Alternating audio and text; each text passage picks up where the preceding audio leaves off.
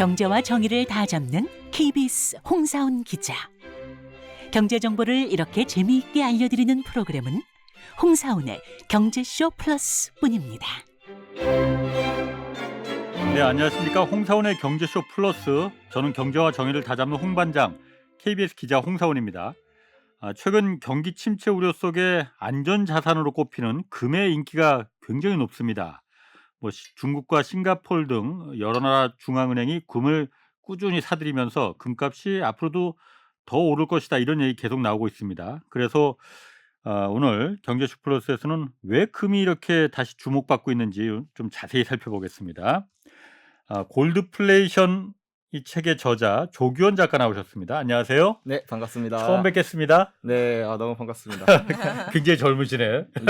그리고 오랜만에 나오셨습니다. 네. 오윤혜 씨. 네, 반갑습니다. 의외로 찾는 분들이 많으시더라고요. 그러니까 어디 잡혀간 거 아니냐. 그러니까. 홍사원과 어울리다 보니까 물든 거 아니냐. 하지만 돌아왔습니다. 네. 그러니까 뭐 자른 거 아니라 했는데 제가 자른다고 또 잘려주지가 그러니까. 않거든요. 제가 잘릴지언정 윤혜 씨가 잘리지는 않을 것 같으니까 걱정하지 마시고. 네. 자, 오늘 금 얘기입니다. 금. 사실 금하면 가장 안전자산? 안전자산, 귀금속 뭐 이런 거로만 알고 있는데, 맞아요. 그런데 뭐 가격이 그렇게 이게 변동성이 크겠느냐, 이게 투자 가치로서야 뭐 있겠냐 했는데 네. 요즘 금값이 그렇게 올라갔다면서요. 그 얼마나 일단 올라간 거예요? 지금 한 2020불 정도인데요. 네. 2020불이 그러니까 몇 그램에? 1트로이언스니까 31.1g에 이제 2,000불이 넘고요. 어. 우리나라 한돈 가격으로 따지면 한 36만 원 정도 된다고 보시면 원래 됩니다. 한돈에 얼마였는데요? 대략? 이전에는 한 25만 원 정도 했었던 것 같은데요. 지금 그동안. 36만 원이에요? 예. 제가 작년에 28만 원대 팔았거든요. 제 어. 아이들 돌반지랑 쫙 팔았는데 지금 네. 많이 올랐네? 지금 이게 역사상 최고치까지 한 3% 정도밖에 예. 안 남은 수준입니다. 역사상 최고치. 그건 언제였었어요? 그럼 역사상 최고치로? 역사상 최고치를 2020년 코로나 팬데믹 때 찍고, 그다음에 이제 그에 근접했던 게 또 우크라이나 침공이 있었을 때 이때 찍었고요. 이제 그거에 다시 근접해온 그 정도 수준입니다. 그럼 최근 2, 3년 사이가 가장 금값이 역대 최고치로 올라간 때네요, 그러면. 예, 맞습니다. 그러면 팬데믹 때나 우크라이나 전쟁 때야 그런 급변하는 뭔가 이슈가 있어서 그런 거고, 지금은 금 가격이 왜 이렇게 올라간 거예요? 사실 금 가격이 원래부터 올라갈 수밖에 없는 여러 가지 요인들이 많이 작용을 하고 있었습니다. 네. 예를 들면 뭐 우크라이나 침공 같은 그런 지정학적 위기도 있고요. 뭐 예. 금융 불안도 있고, 그다음에 인플레이션도 높고, 뭐 정말 이 다양하게 금 가격이 올라갈 수밖에 없는 요인들이 작용을 하고 있는데, 근데 한 가지 문제였던 게 바로 미국이 금리를 너무 가파르게 올렸지 않았습니까? 예. 그렇다 보니까 달러가 강세가 되면 이제 이 달러 지수와 금 가격은 반대로 가는 성향이 그렇죠. 있기 때문에 거의 지난 2, 3년 동안 원래는 더 많이 금 가격이 올랐어야 정상이지만, 역사상 최고치를 돌파하고도 한참 더 갔어야 정상이지만, 이 달러 강세 때문에 요 정도 박스권에서 갇혀 있었던 겁니다. 근데 이제 뭐 미국이 금리 인상이 거의 막바지에 다다른 그런 시그널이 나오다 보니까 이제 달러도 이제 강세에서 약세로 전환되게 되고, 그로 인해서 그동안 억눌렸던 금 가격이 다시 이제 상승을 하는 그런 모습을 보여주고 있습니다. 그러니까 원래 달러하고 금 가격은 반대잖아요. 예, 맞습니다. 최근에 미국 금리를 굉장히 급하게 올리니까 달러 가치가 갑자기 올라가서 금값은 떨어졌어야 되는 거잖아요. 네. 떨어졌다가 지금 다시 그래서 달러 가치가 좀 떨어지니까는 금값이 다시 그래서 올라갔다. 네, 맞습니다. 원래는 금 가격이 되게 많이 떨어졌었어야 했어요. 네. 하지만 이 금 가격이 오를 수밖에 없는 여러 가지 요인들, 방금 전에 말씀드렸던 그런 요인들 때문에 생각보다 금 가격이 안 떨어졌던 거죠. 예. 원래는 올라갔어야 될 게 억눌렸던 수준이었고, 예. 지금은 이제 그 저점을 찍고 다시 올라와서 이제 달러 약세에 힘입어 급격한 이런 상승이 이어지고 있습니다. 그 달러랑 금은 왜 반대로 가요? 이게 안전자산. 둘 다 안전자산이니까. 둘 다 안전자산. 둘 다 안전자산이니까 어떤 게 더 안전하냐? 네. 달러가 가치가 굉장히 올라가니까 네. 달러에 사람들이 다 목을 매잖아요. 금리는 저거 더 올라갈 것 같으니까 달러가 지금 가장 안전해. 경쟁하는군요. 서로 해지의 수단이니까. 그렇군요. 그럼 저 같아도 금은 매력적인 투자처라고 느껴본 적이 한 번도 없거든요. 네. 근데 이렇게 젊은 분이 나오실 줄 몰라서 나는 연로한 교수님이 나오셔가지고 얘기해 주실 줄 알았는데 젊은 분이 나오시니까 뭔가 좀 혹한 느낌이, 뭔가 매력이 있나 봐요, 투자가? 이 금이라는 게 언젠가부터 되게 많이 저평가받기 시작했어요. 그러니까 어. 사람들이 금에 대한 가치, 그렇지. 그럼 혹시 금에 대한 가치를 어떤 게 있다고 생각하시나요? 금은 솔직히 금리빨하고 어. 네. 그냥 액세서리 사고 어. 그거 제가 몇 번 팔아봤는데 진짜 상가격의 반도 못 받았거든요. 그러니까는 가치가 있다라는 느낌보다는 그러니까. 그냥 살 때 예쁘다? 아, 그런 예쁘다. 그런 느낌밖에 없었어요. 네, 맞아요. 그래서 이 금이라는 거를 보통 제가 어떤 가치가 있는 것 같으신가요? 하고 이제 많은 분들에게 여쭤보면 네. 꼭 세 가지 중에 하나를 답하세요. 뭐야? 첫 번째는 희소하다. 어. 희소하다. 네, 그리고 두 번째는 예쁘다. 예쁘다. 그리고 세 번째는 그 말씀하셨던 금리처럼 뭐 산업재로 쓰인다.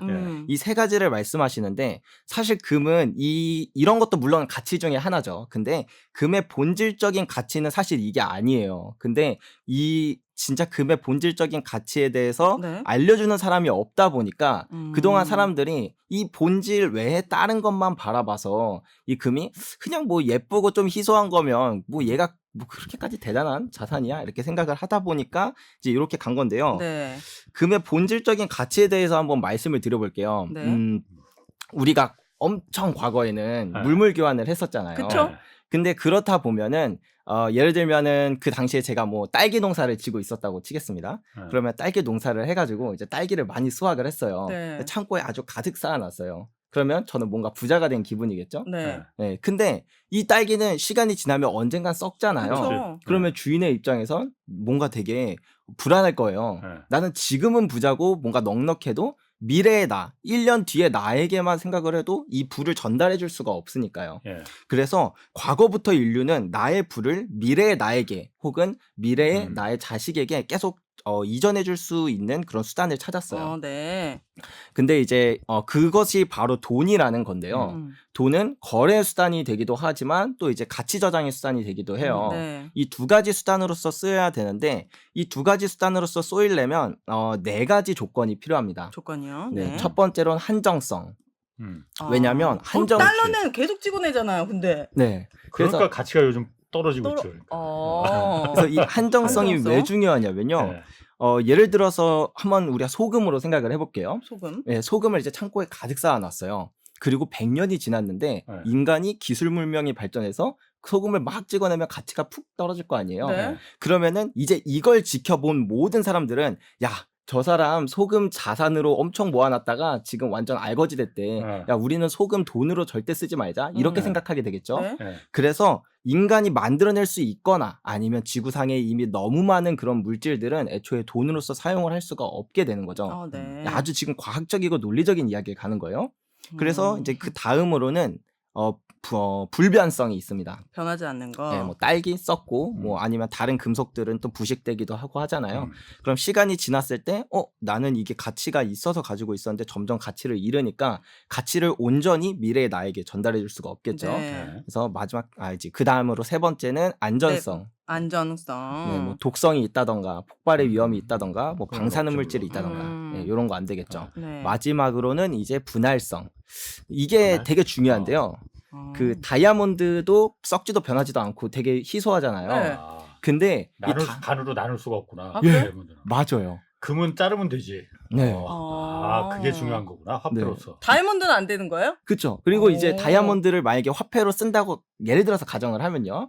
그럼 이제 큰 다이아몬드 하나랑 작은 그 같은 무게 작은 다이아몬드 10개가 있어요. 네. 어떤 게 더 귀한 걸까요? 큰 큰 거. 다이아몬드 하나지. 그렇죠. 음. 그러면은 이 물 하나를 큰 다이아몬드로는 하나지만 작은 다이아몬드로는 15개가 필요하고 예. 그것보다 더 작은 다이아몬드는 뭐 예를 들어서 뭐 한 157개가 필요하다 하면 얘의 가격을 매기기가 너무 어려워지는 어려워. 문제가 있죠. 분할성이 필요한 거구나. 네. 그래서 이 네 가지 조건에 만족하는 이제 인류 그러니까 이 지구상에 있는 모든 물질 중에 유일하게 금과 은밖에 없어요. 왜냐면 우리가 한정성을 생각하면 인간이 못 만들어야 하잖아요. 네. 그럼 이제 원소에서 음. 찾아야 되거든요. 그렇지. 원소. 네, 그럼 막 중고등학교 때 아. 원소 주기율표 저희가 외웠잖아요. 네. 네, 여기서 희귀하지 않은 거 빼고 음. 불변하지 않는 거 빼고 안전하지 않은 걸 다 빼고 나면 뭐가 금하고 남냐면 은밖에 없다. 귀금속이 남아요. 예. 금, 은, 백금, 팔라듐. 근데 네. 금은 한 1000도 정도에서 녹거든요. 예. 근데 금은? 팔라듐은 1500도. 그리고 팔라디움은 뭐예요? 그 팔라듐은 뭐 그것도 귀금속 중에 하나인데요. 뭐 지금은 음. 내연기관 자동차에서 특히 그 가솔린 자동차에 뭐 많이 쓰이는 그런 아. 물질 중에 하나입니다. 네. 그리고 백금은 1700도에서 녹아요. 그러다 보니까 더 귀하네요, 금보다? 더 귀하다기보다 더 그러지? 더 괜찮네. 백금이 더 비싸지 않아요? 옛날에는 그랬는데요. 지금은 오히려 금보다 더 쌉니다. 아, 오, 그래요? 진짜요? 예. 오. 아, 근데 백금했는데 결혼한 지. 그래서 그렇구나. 인류 그러니까 그 지구상에 있는 모든 물질 중에 이 4가지 조건을 만족하는 유일한 물질이 금과 은밖에 없어서 인간은 그 나의 지금의 자산을 미래의 나에게 물려줄 수 있고 그리고 어디에서든 거래가 가능한 그 자산이 바로 금과 은이기 때문에 우리가 몰라서 그렇지 5,000년이라는 역사 동안 금과 은은 돈으로서 쓰이고 있고 지금도 온 지구상에 있는 모든 금의 무려 17.5%나 되는 양을 각국의 중앙은행과 그다음에 정부가 굳이 실물로 불편하게 비용까지 내면서 보관을 하고 있는 금바 같은 거. 네, 맞아요. 그 이유. 골드바. 골드바. 아, 죄송합니다. 아, 죄송합니다. 가는 곳 아닙니다. 골드바. 아, 오, 그렇게. 네. 그게 이제 본질적인 가치죠. 본질적인 매력이 있다. 네. 말씀하시는 거 들어보니까 초등학교 선생님 하시면 잘하실 것 같은 느낌이 아, 확 진짜요? 드네요. 네. 감사합니다. 편안합니다. 네. 그런데 금값이 요즘 이렇게 올라간 게 네. 미국이 기준금리를 올려서 요즘 미국 기준금리 이제 그 뭐 거의 막바지에 왔다고 하잖아요. 네. 그런데도 이렇게 올라간 거 보면은 그것만으로는 올라간 게 설명이 안 될 것 같은데 이게.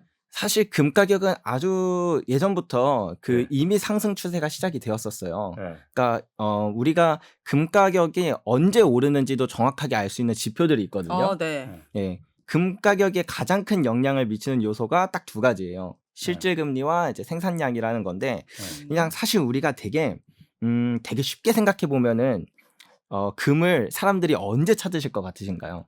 결혼할 때, 네. 뭐 살 때, 돈 많을 때, 돈 많을 때. 돈 좀 있을 때. 맞아요. 그럴 때도 찾고요. 근데 이제 사실 그럼에도 불구하고 사람들이 금을 그렇게 막 모든 전 국민이 다 달라들진 않잖아요. 네. 그러면 전 국민이 금을 다 달려드는 그런 순간이 언제일까 생각해 보면 네. 물가가 너무 가파르게 오르는 거예요. 막 1년에 물가가 2배씩 뛰어요. 그러면 내가 화폐를 보유하고 있다는 그 이유만으로 되게 큰 위험이 되겠죠. 그렇죠. 손해 보는 거지. 그렇네. 네. 화폐가 빨리 써야지 돈을. 떨어지니까. 그래서 금을 인플레이션 해지 자산이다. 네. 요렇게 표현을 하곤 하거든요. 네. 근데 요거가 제가 생각했을 때는 반만 맞는 말이에요. 예. 네, 설명이 반만 맞는 이유가 예를 들어서 1년에 물가가 2배씩 올라요. 예. 그러면 네. 현금을 가지고 계시겠나요? 아니요? 투자하죠. 네, 물건을 그렇죠. 빨리 사지. 물건을 빨리 사던가요? 예. 근데 우리가 여기서 한 가지 착각하고 있는 게 뭐냐면 예를 들어서 1년에 물가가 2배씩 오르는데 은행에 갔더니 금리를 400%씩 준대요. 그럼 은행에 맡기죠. 맞아요. 그러면 어. 사람들이 돈을 안 써요. 예. 그리고 화폐를 계속 갖고 있고 돈을 안 쓴다는 거예요. 예. 그래서 중요한 건 물가가 얼마나 많이 오르느냐보다 물가가 오르는 것보다 금리를 더 쳐주냐 안 쳐주냐 금리. 바로 이게 실질금리라는 그렇지. 경제학 용어거든요. 아. 예, 그래서 실질금리가 플러스면 이제 사람들이 은행에만 넣어놔도 실질적으로 내 자산이 늘어나니까 굳이 뭐 소비를 더 많이 할 필요도 없고 금을 사 놓을 필요도 없는 거죠. 그렇지. 네. 예, 근데 실질금리가 만약에 마이너스로 갔다. 예. 그러면 내가 마이너스. 은행에 예금을 해둬도 매년 나의 자산이 계속 줄어드는 거예요. 그렇지. 예. 그렇죠. 예, 그러면 차라리 이렇게 그냥 확정적으로 줄어들 바에는 미리 소비를 하든지 아니면 차라리 자산이 많은 사람은 금과 같은 자산을 모아놓게 되겠죠. 그래서 여기서 알 수 있는 바로 그 핵심. 실질금리가 마이너스로 빠져드는 순간부터 금에 사람들이 많이 달려들고 금 가격이 오르겠구나 이렇게 알 수가 있거든요. 그래서 실제로 한 90년 정도의 데이터를 뽑아서 보면 실질금리가 마이너스로 빠져드는 바로 그 순간부터 항상 금 가격의 슈퍼 사이클이 시작되었습니다. 아, 그래서 지금은 그러니까 마이너스 실질금리가 마이너스 상태인 거잖아요. 네, 2019년부터 시작했고요. 보통 요렇게 한번 빠지면 짧게는 9년에서 길게는 13년까지 금 가격이 상승을 해요. 네, 지금은 이제 한 4년 거의 다 가는 순간이니까 거의 한 절반 정도 왔다. 이렇게 보실 수가 있을 것 같습니다. 그래서 코로나 기간 동안에 금 가격이 막 올랐던 거군요. 네, 맞습니다. 오. 그러면은 그 실질금리가 지금은 물가 인상률이 워낙 그 높으니까 기준금리보다 그래서 네. 실질금리가 마이너스지만은 점점 이제 그 기준금리도 많이 올라갔고 물가 네. 인상률도 조금씩 줄어들고 있잖아요. 네. 물론 확 줄어들진 않겠지만은 네. 점점 실질금리가 줄어들면은 금 가격도 그럼 다시 내려가겠네 그러면은. 아, 정말 좋은 질문을 주셨어요. 오, 네. 뭔가 뿌듯하네. 초등학교 선생님한테 네. 칭찬드리니까. 칭찬받은. 네네네. 근데 맞아요. 이게 금리를 올리면 물가가 잡히다 보니까 네. 나중에 실질금리 플러스 돼서 뭐 이제 금 가격의 상승도 여기서 끝나는 게 아닐까? 네. 요거는 진짜 좋은 접근법이에요. 네. 왜냐면 이 실질금리가 마이너스로 왜 빠지는지에 대해서 생각을 해볼 수가 있는 거거든요. 네. 그러니까 사람들이 다 화폐 버리고 금으로 도망갈 게 뻔하면 야 애초부터 빠르게 금리를 올려버리면 되는 거 아니냐 이렇게 생각을 할 수가 있잖아요. 그러니까 실질금리를 플러스로 유지하고 싶어요 국가도. 근데 항상 그렇게 유지할 수 없는 이유는요. 우리가 경제를 정말 크게 본 다음에 그거를 딱 두 개로 나누면 네. 채무자와 채권자 이렇게 음. 나눠줄 수가 있어요. 네. 우리가 은행에서 예금을 했을 때 이자를 받잖아요. 네? 그러면 우리가 실질금리가 예를 들어서 뭐 2% 아니지. 이자가 5%고 물가가 3% 올라요. 예. 그러면 저희는 실질적으로 2%만큼의 그렇지. 이득을 보죠. 네. 이 2%만큼의 이득을 제가 얻었다는 건 누군가가 지금 손해를 봤다는 거거든요. 은행. 은행이 봤을까요? 그러면요. 물건 파는 사람들이 돈을 받으려나? 네, 누구냐면요. 바로 정부가 봤어요. 아? 왜냐면 그 우리가 지금 사용하고 있는 뭐 신사임당 이런 화폐 있잖아요. 네. 사실 5만 원짜리? 네, 5만 원짜리. 네. 이 화폐는 어떻게 만들어질까요? 잉크 찍어가지고. 한국은행. 맞아요. 그렇게 대부분 사람들이 알고 있는데 사실은 아니에요. 그러면요? 이 5만 원짜리는 누군가가 5만 원을 빌려서 나온 거예요. 그러니까 내가 갖고 있는 누군가가 가까이 있는 모든 돈은요. 네. 누군가의 빚이에요. 왜 그러지? 아니 왜 맨날 찍어내잖아요. 아니요? 주기적으로 찍어내는 거 아니에요, 돈은? 그 찍어낸다는 게요. 누군가가 대출을 받았기 때문에 그 돈이 찍어서 나오는 거예요. 총량은 정해져 있는 거예요? 총량은 아니고요. 그러니까 대출을 만약에 지금 네. 이거 뭐 우리나라에 총 100만 원이 있다고 치죠. 근데 누군가가 돈이 더 필요해요. 10만 원만 빌려줘 하면 그때 10만 원이 새로 생기는 거예요. 네. 네, 그러니까 이 처음에 이 100만 원도 누군가가 계속 돈을 빌려줘 해서 이렇게 돈이 빚으로 만들어지게 되거든요. 그러니까 네. 우리 인류 역사에 존재하는 모든 화폐, 우리나라뿐만 아니에요. 모든 화폐는 모든 돈은 결국에 누군가의 빚으로부터 만들어진다. 그럼 이 빚이 누구한테서 나오냐? 대부분 정부예요. 정부가 한국은행한테 돈을 빌린 거예요. 예, 아니면 은행들한테 빌리기도 뭐 국채를 하고. 발행해서 그거로다가 현찰로 이제 5만 원짜리로 바꿔서 할 네. 수도 있고. 네, 맞습니다. 국채라는 게 결국은 그 채무니까 국가에. 네, 맞아요. 그래서 네. 결국에 가장 큰 채무를 지고 있는 게 정부고 정부? 정부는 그에 따른 이자를 보상을 줘야 되잖아요. 예. 그 이자가 이제 금리가 되는 거예요. 그러다 보니까 만약에 실질 금리가 플러스 2%라고 치겠습니다. 예. 그러면 정부로부터 대출을 이렇게 정부가 이제 대출을 받은 거니까 예금을 한 사람들은 2%씩 수익을 보지만 정부는 빚이 매년 실질적으로 2%씩 계속 늘어나는 거예요. 그러니까 이 부채가 정부의 부채가 계속하다 이렇게 늘어나다 보면 경제가 늘어나는 것보다 빚이 늘어나는 속도가 더 빠르니까 어느 임계점이 되면 더 이상 빚을 질 수 없는 상태가 됩니다. 그럼 어떻게 돼요? 그러면 이제 빚을 줄여야죠. 우리도 이제 너무 대출이 많아서 이 한도가 다 찼어요. 마통이 이제 꽉 찼다고 이렇게 표현을 하잖아요. 네. 그러면 이제 방법이 없잖아요. 이제 뭐 빚을 줄여야죠. 열심히 긴축하고. 마찬가지로 그러면은 이제 빚을 줄인다. 여태까지는 2%씩 이득을 줘서 이 빚이 늘어났으면 나중에 빚을 줄일 때는 2%씩 뭐 3%씩 빼서 와야 돼요. 예. 국민들이나 뭐 기관들로부터.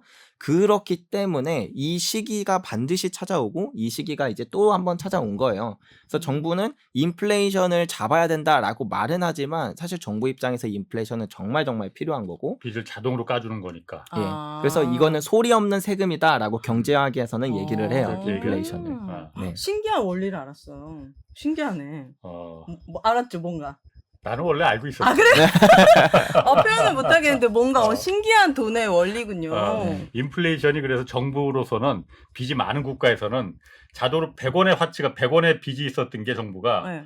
인플레이션이 커지면은 그게 똑같은 100원인데 50원의 빚으로다가 줄어도 화폐 가치가 낮아지는 거니까 네. 정부로서는 그만큼 빚이 자동으로 그렇구나. 줄어드는 거죠. 그러면- 아까 말씀하셔도 정부의 그 소리 없는 이제 세금이다.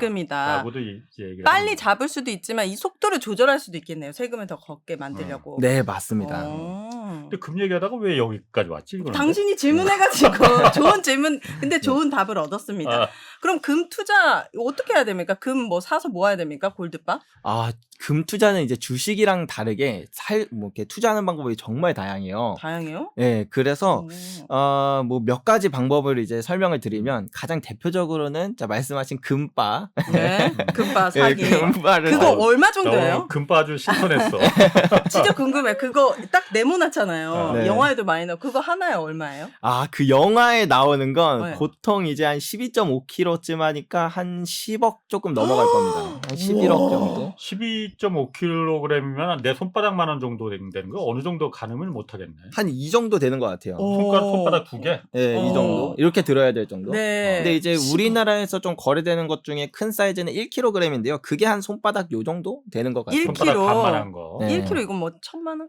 한 1억 정도 하죠. 아, 1억. 예. 아, 1억이 1,000만 원. 금 1kg가 1억씩이나. 1억이에요. 네. 오, 비싸네. 근데 요렇게 이제 실물로 투자하는 방법이 있는데요. 근데 이게 사람들이 제일 싫어하는 방법 중에 하나예요. 왜냐면 이게 제 생각에는 아마 그 좀 금에 대한 정보가 너무 편중되어 있기도 하고 오해도 많이 쌓이다 보니까 사람들이 실물을 별로 안 원하시는 것 같은데 네. 실물의 특징이라고 한다면 일단은 살 때 부가세 10%를 내야 됩니다. 아, 네. 맞아. 네. 아, 이게 근데 실물을 살 때는. 예, 국가들마다 이게 논란이 되게 많아요. 네. 왜냐하면 금은 5,000년의 역사 동안 돈이었고 지금도 돈으로서 중앙은행들이 보유를 하고 있거든요. 네. 근데 우리가 예를 들어서 10,000원짜리를 1,000원짜리로 바꿀 때 세금을 내지는 않잖아요. 네. 어. 예, 근데 우리가 그러네, 그거네. 예, 갖고 어. 있는 현금을 어. 금으로 바꾸는데 네. 세금을 내. 예, 부가세 10% 낸 건 좀 이상하다. 이상하다. 근데 뭐 그래도 뭐 우리나라 법이 이런 거니까 어쩔 수 네. 없는 거죠. 네. 그래서 그 부가세 10%를 내야 한다는 게 있고 아까 전에 말씀하셨지만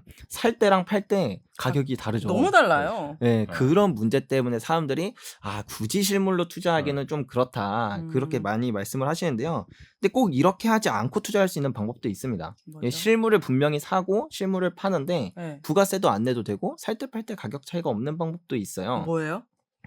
뭐 대표적인 방법으로는요. 그러니까 여러 가지 방법이 있는데 대표적인 방법으로는 우리가 예를 들어서 뭐 명품 시계 같은 것도 중고 시장에서 가끔 팔리곤 하잖아요. 네. 거래가 되곤 하잖아요. 이렇게 중고 시장에서 개인 간 거래를 할 때는 부가세를 내지는 않습니다. 그래요? 그렇지. 예. 그렇죠. 그리고 예를 들어서 이렇게도 생각을 해볼게요.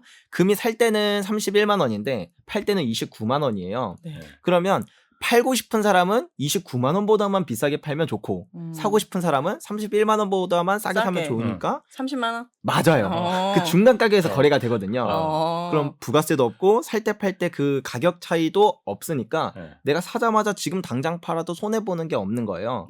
근데 이렇기 때문에 이 중고거래 시장에서 금거래가 어마어마하게 커요. 그래요? 네, 중고 거래 당근 같은 데서 거기서요? 네, 맞습니다. 아, 진짜요? 진짜 금덩어리도 팔아요. 그럼 네, 금바도? 맞아요. 근데 엄청 많이 팔고요. 우와. 만약에 거기 원하신다면 세금이 없으니까 그러니까 부가세가 없으니까. 네. 원하신다면 거의 하루 아침에도 거의 1억 정도는 충분히 사실 수 있을 근데 정도로. 진짜 금인지 어떻게 알아요? 그렇지. 그 그러네. 나는 그러네. 그래서 우리가 예를 들어서 이제 컴퓨터를 살 때도 네. 이 컴퓨터에 어떤 제품이 정말 좋은 게 잘 들어갔는지 모르잖아요. 우리가 본체 뜯어봐서 예. 네. 이렇게 확인할 정도 네. 지식이 없으니까. 그래서 뭘 믿죠? 보증서? 보증서가 아니죠. 삼성이라는 그 아, 브랜드를 믿죠. 브랜드. 예. 마찬가지로 이 금도 우리가 이거를 순도를 잘 알 수가 없기 때문에 그런 것들을 충분히 보장해주는 그런 감정원들이 있어요. 그 감정원들이 보증을 해주고 이제 감정서 도장이랑 보증서를 같이 주거든요. 감정서. 그걸 믿는 거고 실제로 그렇기 때문에 이 금거래가 이제 요런 걸 통해서 이제 가치가 이렇게 딱 유지가 되고 거래가 잘 됩니다. 네. 그렇다 하더라도 그 부가세 10% 아끼려고 네. 금을 이렇게 중고 거래로 저같이 잘 알지도 못하는 뭐 깨물어 본다고 그걸 뭐 금인지 네. 아닌지 뭐 알 수 있는 것도 아니고 그거는 좀 아닌 것 좀 위험할 것 같긴 한데. 네, 그래서 이게 아무래도 중고거래가 그런 가짜금이 있는 문제도 있을 수 있고요. 아니면 뭐 작물이라 그래서 누가 훔친 물건을 이제 네. 파는 어머나. 경우도 있어요. 그런 거 세상에. 많지. 네, 근데 그걸 제가 만약에 사잖아요. 네. 그럼 내가 그러면- 좀 범인이에요? 아니 그건 아닌데요. 네. 제 돈이 일단 그 사람한테 갔잖아요. 네. 근데 제 금도 뺏겨요. 아이고. 그러면 돈도 뺏기고 금도 뺏기고. 안 돼, 안 돼. 네, 그래서 작물도 되게 위험합니다. 네. 그리고 이제 뭐 예를 들면 사기라던가 뭐 절도 이런 리스크도 있잖아요. 네. 그래서 요즘엔 어떤 것들도 나왔냐면요. 이 금을 그 안전하게 거래해주는 그런 거 중개해주는 플랫폼까지 많이 등장을 했어요. 그래서 예를 들어서 제가 판매자고 네. 이제 구매자가 따로 있으면 네. 뭐 제가 먼저 이제 금을 보내겠죠. 네. 그러면 이 금을 순도를 자기가 이제 검사를 해서 이게 안전하자 하면은 이제 구매자한테 보내주고 구매자가 잘 받으면 그때 이제 돈을 이제 판매자한테 보내주는 식으로 이렇게 아. 중개해주는 플랫폼, 뭐 대표적으로는 트레이드 아크라는 그런 플랫폼도 있고요. 네. 요런 걸 통해서 하면 뭐 거래 비용은 한 1% 정도가 들겠지만 그래도 부가세 없고 살 때 팔 때 가격 차이 없고 그리고 그거는 그건 안전하게. 왜 부가세가 없죠? 그럼 플랫폼으로 그 공식적인 유통망을 통해서 팔고 이전되는 건데. 근데 어차피 결론적으로 이 돈이 이 사람한테 가는 거고, 그러니까 예. 개인에서 개인으로 이동하는 거고, 그 다음에 개인도 여기서 이 사람한테 이동을 하는 거, 금이 이동하는 것 뿐이고. 누가 중간에 중개해 주는 게 없기 때문에 네. 개인끼리 그냥 그 플랫폼만 안에서 자기들끼리 거래하는 거라서 그런 거예요? 아니, 플랫폼을 이용하긴 하죠. 돈이 네. 여기로 거쳐서 가긴 하지만 예. 플랫폼이 여기서 얻는 사업성은 그 수수료 1점 몇 프로만 가져가기 때문에 이 플랫폼은 따로 뭐 그런 게 없는 거죠. 예. 플랫폼 이용자들은 부가세를 낼 의무가 없는 거죠. 네. 근데 어쨌든 그렇게 실물로 금을 그러니까. 거래하고 하는 사람들이 엄청 많대요. 플랫폼까지 있대요. 그러게. 근데 이게 왜 그러냐면요. 네. 우리가 이 금을 굳이 왜 사람들이 저렇게 불편하게 부자들이 그러니까. 그렇게 생각하면 되겠네요. 응. 부자들이 왜 굳이 금고에 금괴를 넣어 놓을까요? 그 드라마에 있는 비자금 거지. 비자금. 실제로는 은행에 있는 그 금고에 금을 갖다 놓지 자기 집안의 금고에다 이렇게 갖다 놓겠어요. 제가 네. 이제 만나는 분들이 이제 몇 분 계시는데 네. 집에 일단은 그분 집에 가봤는데 예. 금고. 예, 금고에 진짜 금이 100kg가 있고요. 그리고 그분은 은도 투자를 하시거든요. 네. 은이 9톤이 있으세요. 그거 어떻게 보관해요? 9톤? 집에 그냥 이렇게 다 보관해요. 대형 금고를 이렇게 두시고 딱 보관을 해두시는데 네. 근데 이 사람들이 그러면 이 사람들이 바보라서 이렇게 하고 있냐는 거예요. 그러니까 난 여행 못 가 불안해가지고 네. 와서 다 털어가면 어떡해요? 근데 그 사람들은 더 불안한 게 뭐냐면요. 네. 은행이나 아니면 그런 기관이나 국가 기관에 보관하는 걸 더 두려워해요. 왜냐면 이 금이라는 게 5,000년의 역사 동안 돈으로서 쓰였다고 말씀을 드렸잖아요. 네. 그리고 우리가 돈이라고 알고 있는 뭐 달러나 이런 네. 원화 있잖아요. 얘네들은 사실 화폐라고 불려요. 네. 근데 인류 역사에 존재했던 그 어떤 화폐에도 가치가 0에 수렴하지 않은 화폐는 단 한 개도 없어요. 그러니까 인류 역사에 존재했던 수많은 화폐들이 있을 거 아니에요. 네. 지금도 존재하고 있고 얘네들은 결국 언젠간 나중에 종이 쪼가리로 돼요. 그래요. 네, 근데 그러면 국가는 사실 얘네를 사람들이 더 써줘야 되는데 사람들이 다 금을 찾고 우리 화폐를 안 찾으면 국가에 이제 그 국가가 빚을 질 수가 없게 되거든요. 빚을 지려면 더 많은 금리를 줘야 되고 아무튼 여러 가지 문제가 있어요. 그렇다 보니까 사람들이 제발 금을 좀 안 갖게끔 만드는 그런 여러 가지 장치들이 있어요. 교육을 통해서도 그렇고 사실 부가세도 그런 부분이에요. 사람들이 실물 금을 갖고 있지 않게 만드는 방법인 거죠. 국가 입장에서. 국가 입장에서는 네. 국가 입장에서는 사람들이 그 화폐를 버리고 금을 가지고 가는 게 되게 큰 리스크거든요. 그렇다 보니까 사람들이 이제 뭐 그렇게 해서 갑자기 어느 날 이제 뭐 실제 금리도 마이너스로 빠지고 해서 다 금을 찾아 떠나요. 그러면 금 가격은 막 오르겠지만 그러면 이때 이제 국가들은 대체로 이제 금을 통제하는 역사들이 많습니다. 예를 들어서 우리나라 IMF 때 거의 금 가격이 2배가 조금 넘게 올랐거든요. 네. 그때 이제 금융기관에 예치된 모든 금은 인출이 불가했고요. 그 다음에 우리나라 뭐 금모기 운동하지 않았습니까? 그렇게 국민들로부터 약간 금을 강탈하려는 이런 시도가 네. 네. 뭐 마찬가지로 요번에 터키도 리라가 폭락할 때 네. 에르도안 대통령이 금모기 운동 똑같이 했어요. 그리고 튀르키예도 네. 네. 그리고 이제 미국 같은 경우를 보면 그렇지. 1933년 그때 이제 당시 대통령이었던 루즈벨트 대통령이 이제 그때가 이제 또 그런 문제가 있었어요. 이제 경제 위기가 크게 오고 막 화폐를 막 발행하다 보니까 사람들이 이거 화폐 이거 가치가 없어. 그래서 막 개인들이 금 못 갖게 했어 그때. 네, 맞아요. 그래서 금을 소유하거나 거래하면 엄청나게 큰 벌금, 심지어는 징역형까지 보내버렸어요. 네, 그 정도로 금을 통제했던 역사들이 있는데 네. 지금도 우리나라 외국환거래법 제6조에 보면 아직도 천재지변이나 뭐 경제위기 같은 상황이 오면 네. 국민들에게 금을 국가에 매각하도록 할 의무를 부과한다고 해요. 그러면 그분은 큰일 났네. 아니죠. 금이랑 은 9톤 있어. 어떡하냐? 본인 걱정이나 하셔. 아니죠. 아니요? 오히려 그분이 안전한 거죠. 왜요? 왜냐하면 우리가 예를 들어서 ETF라던가 네. 뭐 어떤 금융상품에 투자를 하면 이 사람이 지금 금을 얼마나 갖고 있는지 다 알고 있어요. 네. 내 거래 시를 꼬리표가 아니까. 붙어 있으니까. 네. 근데 이 실물 금이 왜 5,000년의 역사 동안 통제에서 자유로웠냐? 네. 말 그대로 실물이기 때문이에요. 뭐 예를 들어서 이 사람의 지금 금을 제가 뭐 예를 들어서 뭐 금을 지금 샀어요. 한 10년이 지났어요. 내가 금을 그대로 가지고 있을 거라는 보장이 그 어디에도 없거든요. 나 그거 그냥 엿바꿔 먹었다. 아니면은 나 그거 팔아서 그냥 뭐 이렇게 썼다. 아니면 나 그거 주변 사람들한테 그냥 이렇게 축의금으로 한 돈씩 맨날 줘가지고 이제 다 없다. 거래 추적이 힘들군요. 예, 금은 한번 개인이나 아니면 누군가의 손에 들어가면 그 다음부터 추적이 불가능해요. 그래서 또 은밀한 곳에서 더 많이 쓸 수도 있는 거 아니에요? 그죠? 예, 그렇기도 하죠. 예, 근데 신기하다. 그래서 국가들이 금을 모으는 이유 중에 하나가 또 이것도 있어요. 예를 들면 작년에 러시아가 우크라이나 딱 침공했잖아요. 네. 그랬더니 미국이 이제 경제적 제재인 스위프트 제재라는 걸 했어요. 그래서 러시아가 보유한 모든 외환 보유고가 다 동결됐고 그리고 러시아는 이제 달러의 모든 거래가 다 막혀버렸어요. 네. 그 국제 금융 결제망에서 러시아는 빠져. 아이고야. 이들은 나쁜 나라니까 이렇게 해버린 거죠. 그렇죠. 근데 그 말은 즉 내가 만약에 달러를 보유하고 있는 다른 국가의 입장에서 본다면 뭐 불안하지. 예, 불안하죠. 나도 만약에 미국이랑 사이 한번 딱 안 틀어지는 좋으면은 순간 이 가치가 없네 달러가. 근데 금은 누군가가 통제할 수가 없잖아요. 막 어떤 국가가 이제부터 너네 금 안 받아 못 하거든요. 이게 사실 러시아한테 똑같이 했어요. 러시아 금 아무도 못 받아 이렇게 미국이 했는데 금까지. 예, 네. 근데 문제는 이 금이 러시아 금인지 어디 금인지 알 그렇지. 수가 없어요. 예, 왜냐면 뭐 이게 처음에 러시아 금이 이렇게 찍혀 있긴 하거든요. 네. 근데 녹여서 녹이면 되지. 네, 녹이면 이거 어떻게 알 건데요.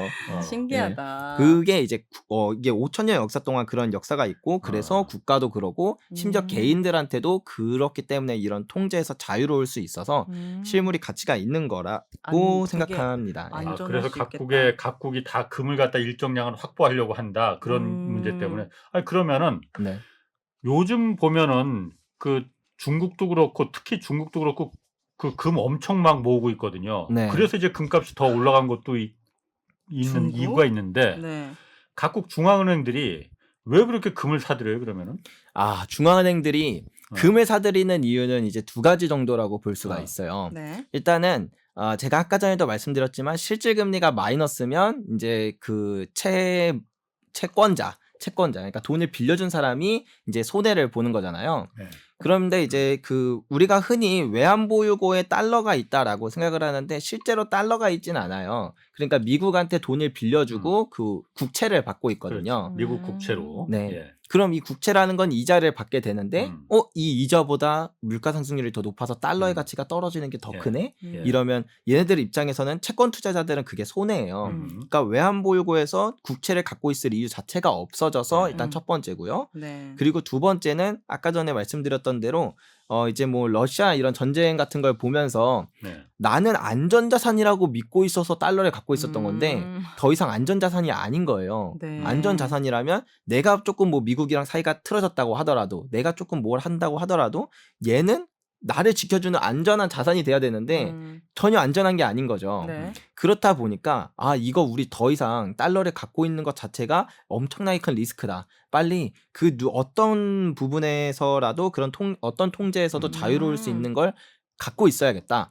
라고 생각을 해서 이제 금을 갖고 있는 거고요. 근데 이제 제가 돈의 수단이 거래랑 가치 저장이라고 말씀을 네. 드렸잖아요.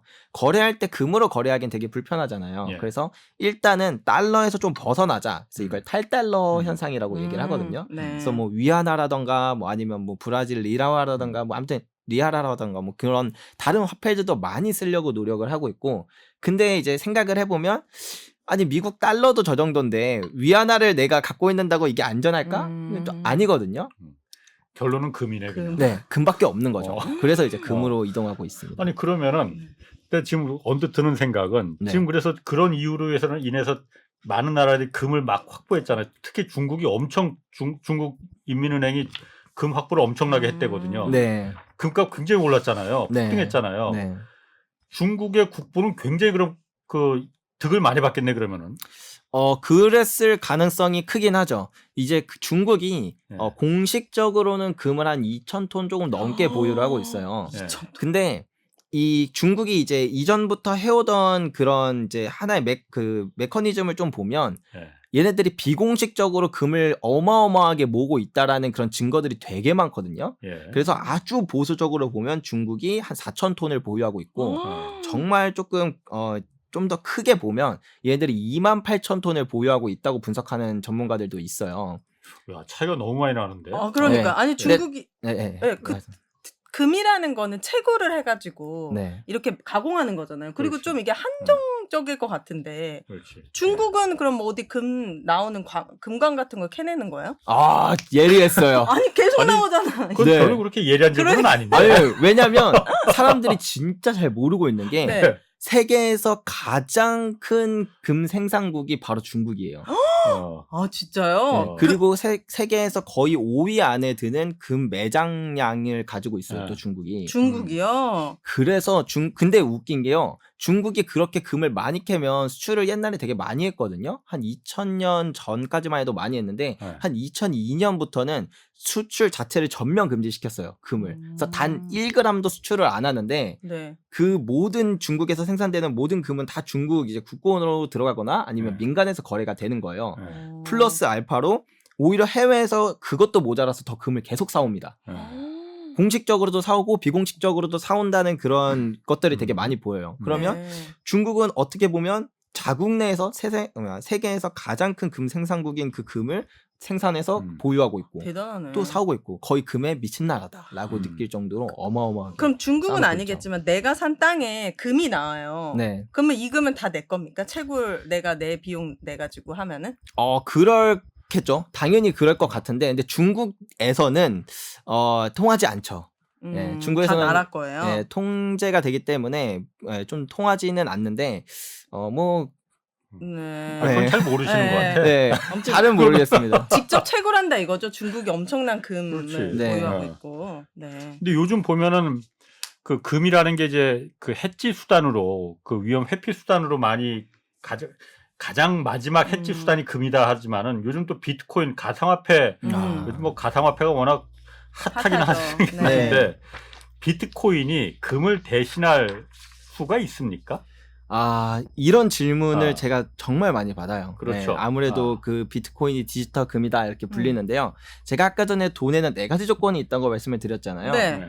그 4가지 조건이 사실 비트코인도 똑같이 갖고 있어요. 있어. 보니까. 네. 제가 아까 한정적이고. 생각했거든요. 네, 한정적이고. 그리고 또 뭐 불변하고 네. 분할도 잘 되고 네. 오히려 금보다 분할이 더 잘 돼요. 그러니까요. 네, 그러다 보니까 이제는 뭐 비트코인이 금을 대체한다 이렇게 생각하시는 분들이 꽤 있는 것 같아요. 네. 근데 우리가 돈의 속성을 갖고 있다고 항상 돈이 되는 건 아니에요. 그걸 되게 잘 기억을 해야 되는 거거든요. 뭐 일단은 그냥 이렇게 먼저 가보겠습니다. 제가 순댓국밥집을 하나 열었어요. 네. 순댓국 나 좋아하는데. 여기 네. 마이니아거든요. 진짜요? 네네. 네. 다음에 그럼 순댓국 같이 한번. 네. 네. 그래서 순댓국집을 해서 이렇게 손님이 맨날 이제 저희 동네에 이제 뭐 한 100명씩 온다고 치면 순댓국을 먹으러 오는 사람이 100명이 있으면 다 저희 가게로 오겠죠. 네. 근데 저희 옆에 이제 갑자기 엄청 저의 대적이 될 만한 순댓국집이 하나 더 들어섰어요. 네. 프랜차이즈로. 네. 그러면 100명이 오면 저한테 뭐 한 50명이 가고 거기 50명이 가고 이렇게 나눠질 거 아니에요. 네. 근데 이제 예를 들어서 오늘 100명이 왔는데 내일 200명이 왔어요. 그러면 어제는 50명 왔지만 오늘은 100명 이렇게 올 거 아니에요. 네. 그러니까 결론적으로는 이 순댓국집이 2개로 나눠져 있어도 여기로 들어오는 손님이 많으면 둘 다 같이 매출이 올라가고 그 다음에 손님이 떨어지면 같이 매출이 떨어져요. 네. 그래서 실제로 금이나 은은 그 5,000년의 역사 동안 둘 다 돈으로서 쓰였던 그 가치가 있기 때문에 가격이 거의 똑같이 데칼코마니 마냥 오를 때 똑같이 오르고 떨어질 때 똑같이 떨어지거든요. 네. 근데 비트코인은 금이랑 가격이 상관성이 거의 없어요. 그냥 완전 따로 놀고 오히려 비트코인은 주식이랑 거의 똑같이 움직여요. 주식. 네. 네. 이걸 보면은 사실은 금이 순댓국집이라면 비트코인은 순댓국집이 아니라 저 주식이랑 똑같은 매운탕집이었구나. 이렇게 조금 이해를 해볼 수가 있는 거죠. 해지 수단이 아니라 오히려 같은 이제 그 같이 가는 커플링되는 주식과 같이 커플링되는 수단이다, 자산이다. 네, 맞습니다. 근데 가치는 비슷할 수 있지만 비트코인은 금보다 거래 접근성이 쉽고 네. 뭔가 이용하기 편하기 때문에 더 투자하는 수요가 많아가지고 그럴 수도 있는 거 아닐까요? 그 비트코인이 있잖아요. 그 갖고 있는 속성을 보면 예를 들면 블록체인 기술이라던가 스마트 컨트랙트라던가 이러한 기술이 뛰어난 거지 비트코인 자체가 갖고 있는 어떤 그렇지. 가치는 사실 크진 않아요. 음. 그렇다 보니까 뭐 그러니까 우리가 아주 극단적인 상황까지 가야 돼요. 만약에 이러한 질문을 이제 해소하려면 네. 극단적인 상황까지 가야 되는데 금에 있어서 투자하는 사람이나 그다음에 뭐 투기하는 사람이나 그 투자나 투기 수요가 다 빠져버렸어요. 그 사람들이 더 이상 난 금에 무슨 가치를 못 느끼겠어 해서 투자를 안 하면 그러면 금을 사는 사람이 하나도 없을까요? 뭐 치과 같은 데 사겠지. 네, 맞아요. 치료해야 되니까. 네. 네, 수요가 계속 생기지요. 장신구로서도 분명히 계속 수요가 네. 있고요. 그다음에 산업재료도 쓰이고요. 이처럼 금은 투자 수요가 다 빠진다고 가정을 해도 남아있는 가치가 상당히 커요. 쓰임이 많다. 네, 쓰임이 많다. 근데 비트코인은 만약에 투자나 투기 수요가 다 빠졌다. 그래서 더 이상 이 금을 그 투자나 투기 수요로 원하는 사람이 없다 하면은 사실 비트코인이 이제 쓸 데가 없는 거예요.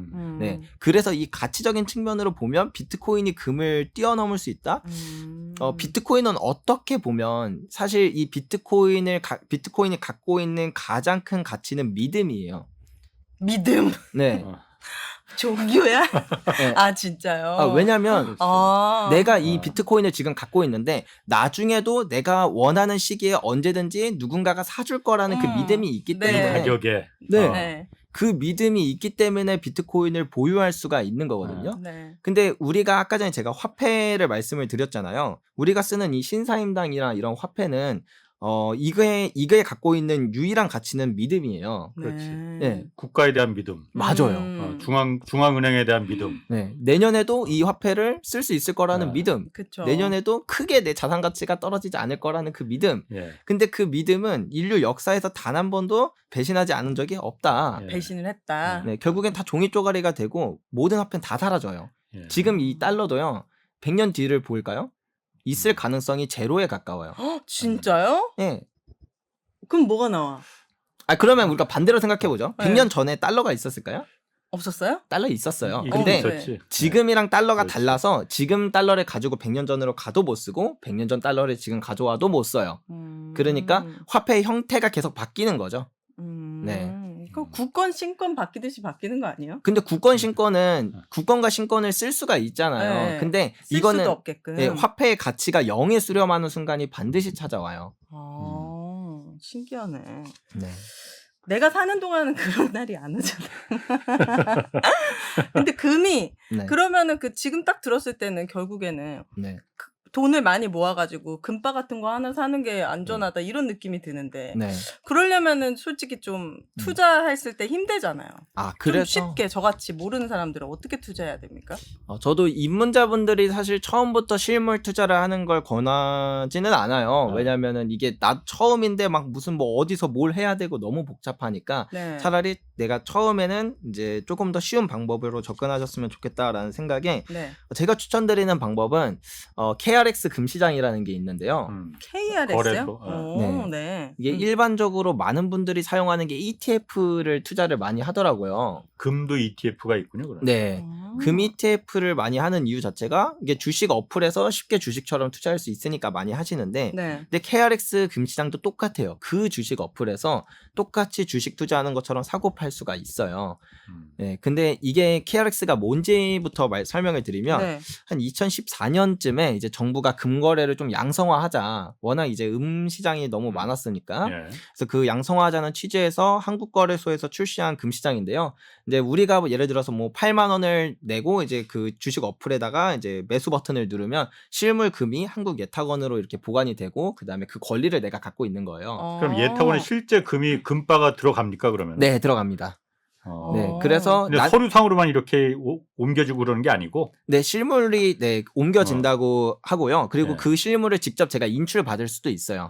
물론 금으로? 네, 근데 인출 받을 땐 부가세를 내야 되고요. 예. 네, 근데 그렇지. 인출만 안 받는다고 한다면 사고 팔 때 뭐 세금도 없고요. 예. 그다음에 수수료도 한 0.2%에서 0.3% 정도로 오히려 ETF보다도 더 좋아요. ETF는 나중에 팔면 세금 배당소득세 15.4%나 양도소득세 22%를 내야 되는데 KRX 금시장은 그것도 없으니까 그래서 간편하고 나름 소액으로도 가능하고 그리고 이제 뭐 그렇게 사고 팔 때 그다음에 세금도 없으니까 그래서 요런 걸 한번 이용해 보시면 좋은데요. 그냥 주식 어플에다가 뭐 메뉴 탭에 금현물 이렇게 검색하시면 그냥 바로 이제 주식처럼 금현물? 네. 그럼 제가 이 주식을 지금 보유하는 뭐 100개를 보유했어. 네. 그러면 이거를 금으로 바꾸고 싶으면 어디로 가요?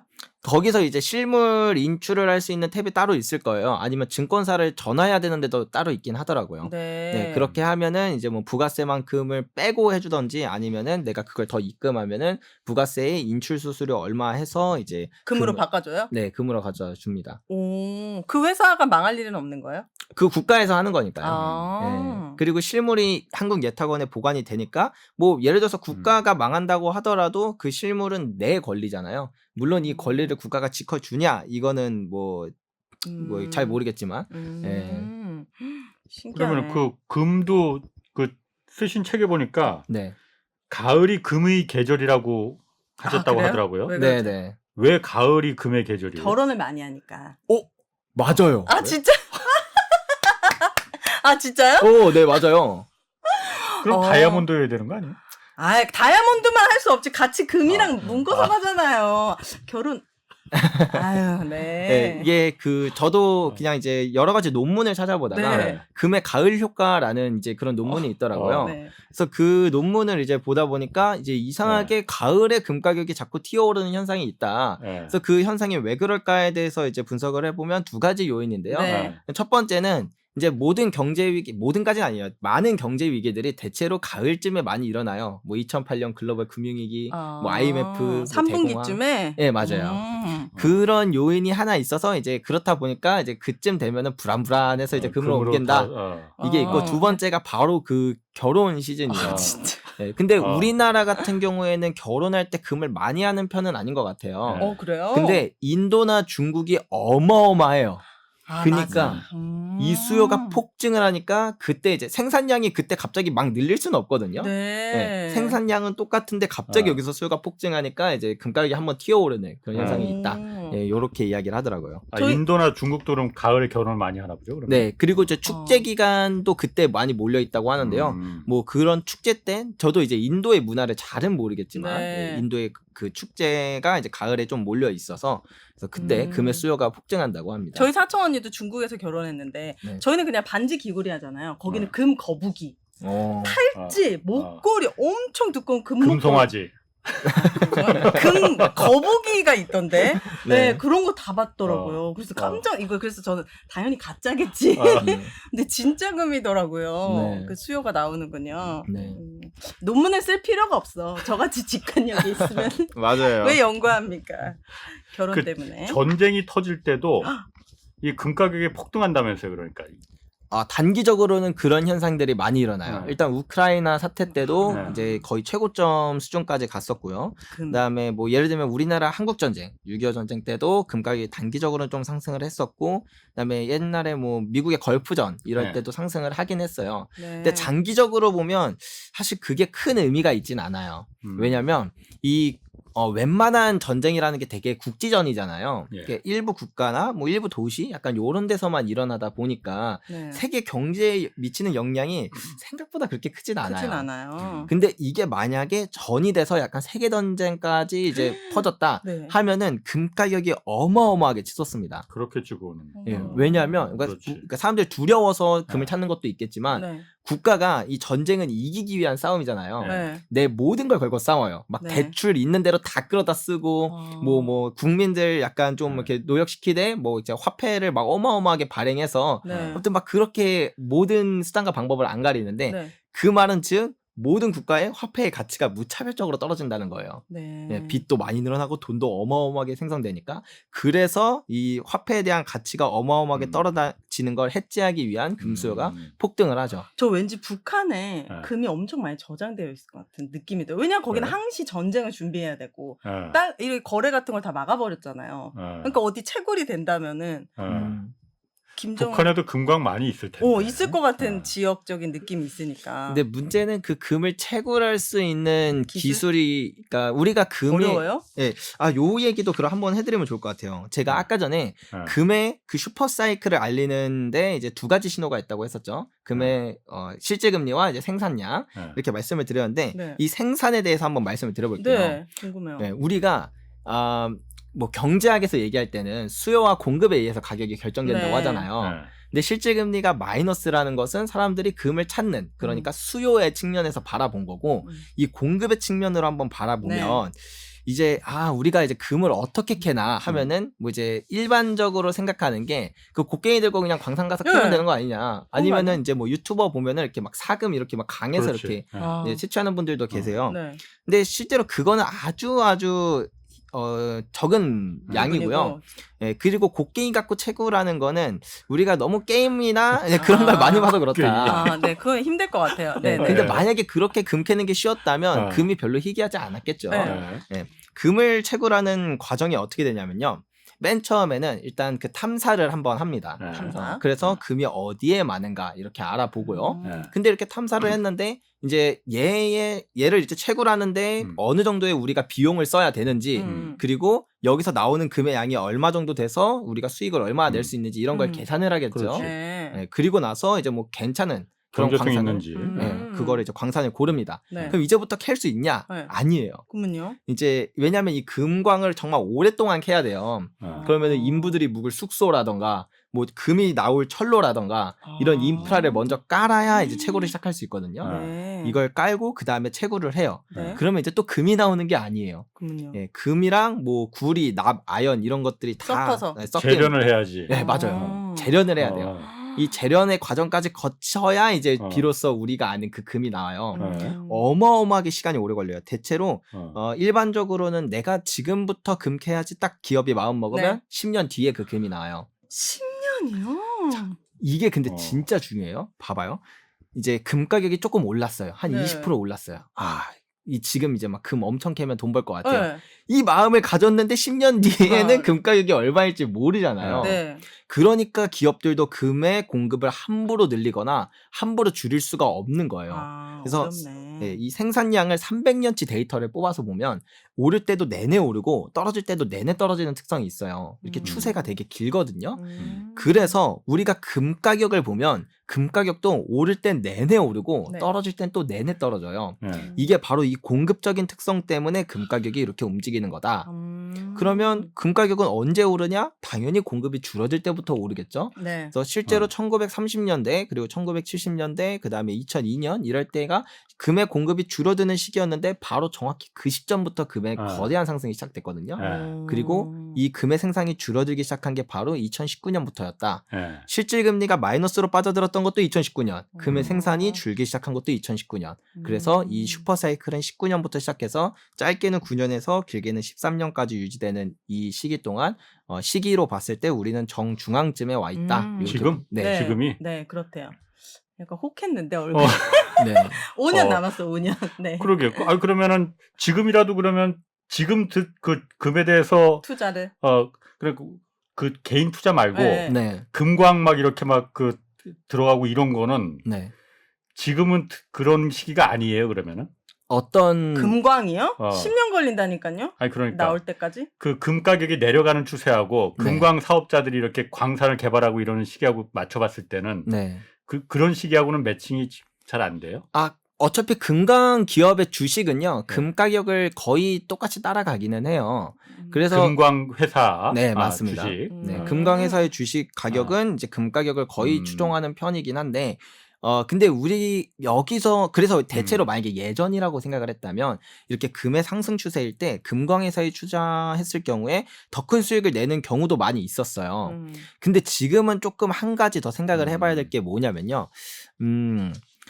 지금 이제 세계적으로 기후 위기라는 게 네, 있죠. 있잖아요. 네. 이거는 뭐냐면 이제 뭐 우리 이제 뭐 효율성보다는 지구를 생각하자. 이렇게 해서 뭐가 환경 파괴의 그런 환경 오염을 하는 그러네. 기업들을 규제하고 반하는 거죠, 기후 위기에 금과 그렇습니다. 채굴이. 알겠습니다. 네. 네. 오늘 알겠습니다. 너무 유익했죠. 금 얘기한다고 그래서 사실 네. 처음에는 아니 뭐 난데없이 금이야. 네. 저도 재미없겠는데 했거든요. 그런데 네. 오늘 엄청 재밌었습니다. 너무 새로운 사실들을 많이 알았던 것 같아요. 자, 네. 다음에 다시 한번 좀 네. 다음에는 은 얘기 한번 좀 들려주시고 아, 네, 네. 좋습니다. 오늘 조기원 작가 그리고 오윤혜 씨 두 분 나오셨고요. 홍사원의 경제쇼 플러스는 여기서 마치겠습니다. 고맙습니다. 감사합니다. 감사합니다.